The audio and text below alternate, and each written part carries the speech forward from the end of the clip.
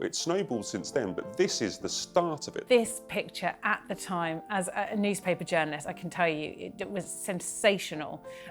Nobody could believe what they were seeing. Nothing says farewell like 4 exclamation marks, Matt. I mean, this is pretty horrible stuff. He invited him to Buckingham Palace after his release from prison. But I think a lot of people speculated, and it did end up being true, that he was never going to be stripped of his titles while the Queen was still alive. The King has come in and totally strongmanned it, but it's way too late. The evidence is right there looking at us right now.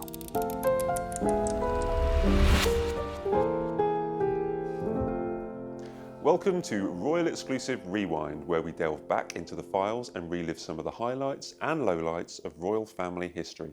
Remember to subscribe to us here on the Royal Exclusive YouTube channel so you never miss an episode. A walk through the park is rarely controversial, but when it's taken with a convicted sex offender and one party happens to be a British prince, it quickly becomes a problem. We were given drastically mixed accounts of the circumstances that occurred around Jeffrey Epstein and Andrew Mountbatten-Windsor's walk through Central Park in 2010. Andrew travelled across the Atlantic to supposedly end their friendship, claiming it was the honourable thing to do. He ended contact with Epstein, but now we know that he didn't cease sending emails. I'm Matt Wilkinson, the Sun's royal editor, and joining me to unpack all this and more is news commentator Samara Gill and assistant editor at The Times, Kate Manzi. Welcome to you both. We're here to talk about a photograph.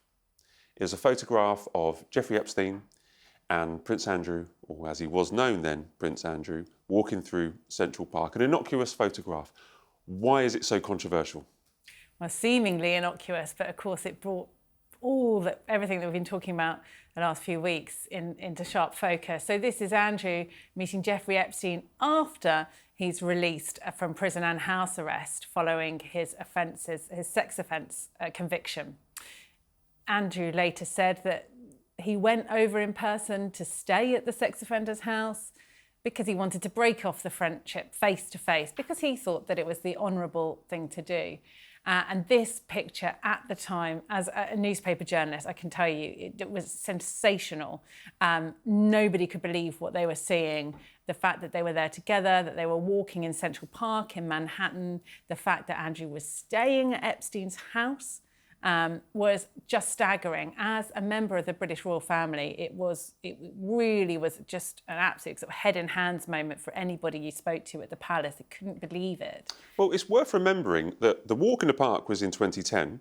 The picture emerged a few months later, I believe, the following year in 2011. It's now 2026 when we're filming this, and we're still doing Andrew and Epstein stories. But this was the start. This was Andrew with a guy that all we knew about Epstein at that time was, he'd served a bit of time in jail. He was a convicted paedophile. It's snowballed since then, but this is the start of it, Samara. What do you make of this photograph? Well, this was the first and potentially the last photo that they have together since Epstein was convicted. So that's kind of why it's so significant.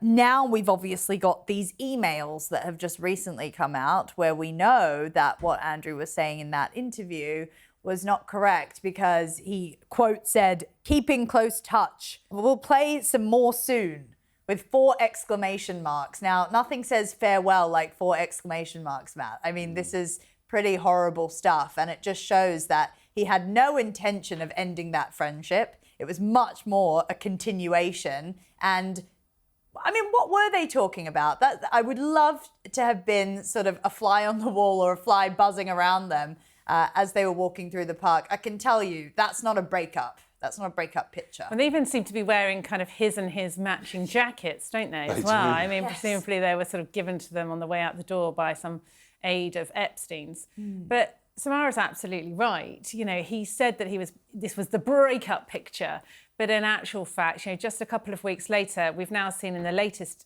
dossier revelations from the Department of Justice in the US that he invited Epstein to Royal Lodge just a few days later, where he lived at Windsor. He invited him to Buckingham Palace after his release from prison. He continued to stay in touch with him, telling him about business deals in Libya, in Afghanistan, talking about how they could fix business deals together, talking about dinner dates at the palace. it wasn't a slip of the tongue that Andrew made on Newsnight. He was willfully, I believe, misleading people. And that was the tipping point last year when that email about we'll play some more again soon came to light. And the King realised that actually the version of events that he had trusted was the truth from Andrew was not quite the case.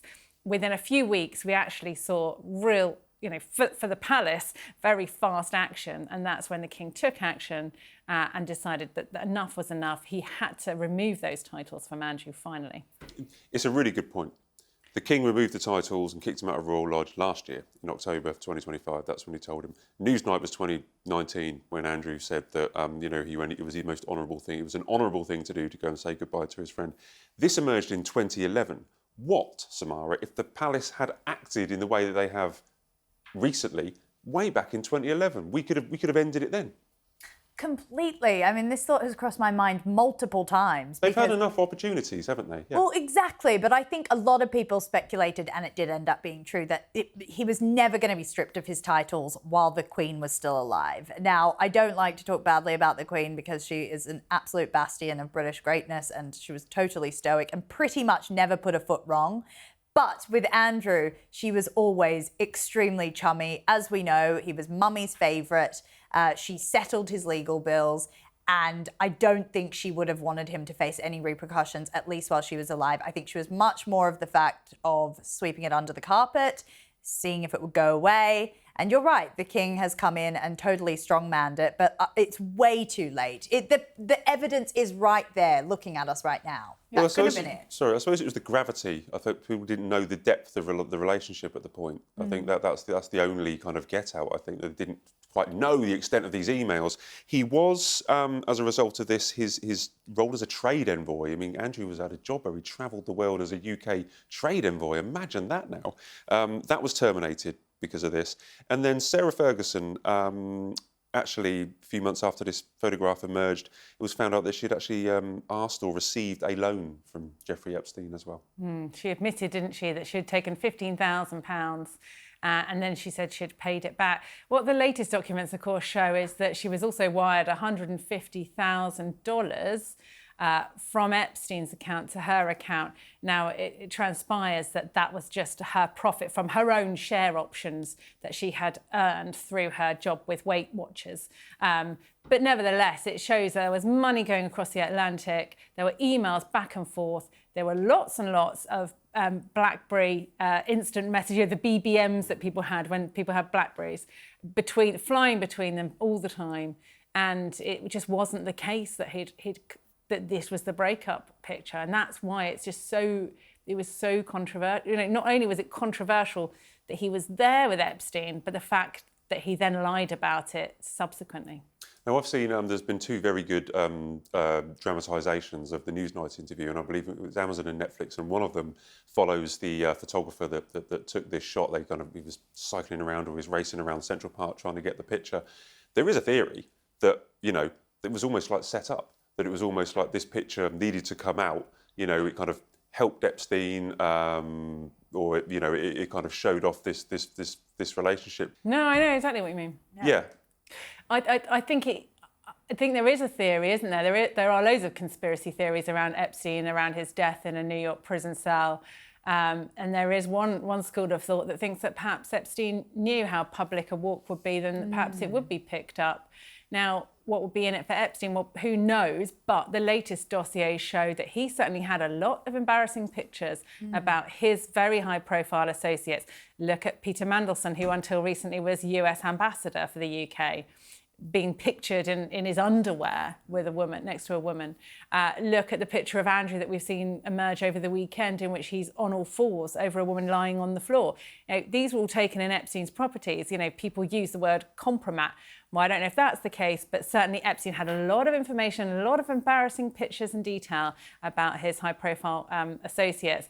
And there's one school of thought that suggests that maybe Epstein wanted this picture to be taken or wanted them to be spotted in public, because here is a man who has means and he could have a private conversation anywhere he wanted, almost in the world. He had the use of private jets, he had private properties, he had a huge townhouse in New York. They didn't need to go and walk around Central Park. Such a good point, actually, because it does show who controls who, or it gives us a bit of an insight to it. I mean, here's Andrew, presumably in one of Epstein's jackets, as we discussed, walking around Central Park. I mean, we know that Epstein had this massive pull on Andrew, money-wise, even status. I mean, in a way, Epstein obviously fed off Andrew's status, and that was the relationship. But I mean, even looking at the email where Andrew insists that he let the side down when he lost his job as a special trade envoy, shows that he was almost operating for Epstein's good, and they had a very sort of intertwined relationship whereby potentially security breaches happened, laws were broken. I mean, I'm just alleging all this, but I think you can see that you're right. I mean, Epstein would have said, let's go for a walk around Central Park potentially, and Andrew probably wouldn't have been able to say no, because at the time he was asking for more money from him.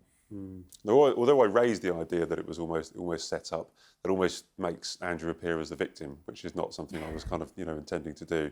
But it's not the only picture. Well, I don't know, a victim, but certainly makes him look like a bit of a fool being played, doesn't it? And that's one way. Certainly, it's a valid way of reading that relationship. But it's not the only photograph, to be honest, that is continuing to haunt Andrew Mountbatten-Windsor. But it is really one that kicked off. What we're now seeing, where he's been stripped of all his titles and banished up to Sandringham. So thanks so much, guys. Really appreciate that. That's all we have time for on Royal Exclusive Rewind. But join me next time for some more royal nostalgia when we open the files and relive another iconic moment.